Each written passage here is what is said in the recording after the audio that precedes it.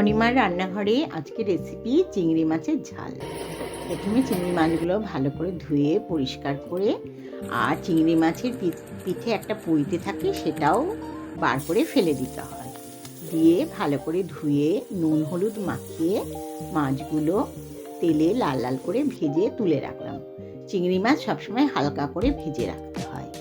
তারপরে মিক্সার গ্রাইন্ডারে দুটো টমেটো, একটা বড় পেঁয়াজ, এক টুকরো দারচিনি, 4-5টা এলাচ, একটু জিরে, একটু শুকনো লঙ্কা দিয়ে একটু জল দিয়ে একটা পেস্ট তৈরি করলাম।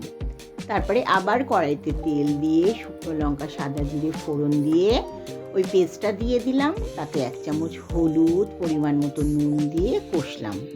কষানোর সময় তখন একটু 1/2 চামচ চিনি দিয়ে দিলাম। দিয়ে কষানো হয়ে গেল, মাছগুলো দিয়ে অল্প সামান্য জল দিয়ে নাড়াচাড়া করে চাপা দিয়ে রাখলাম।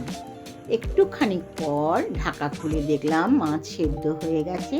নাড়াচাড়া করে নামিয়ে দিলাম। এইভাবেই তৈরি হয়ে গেল চিংড়ি মাছের ঝাল।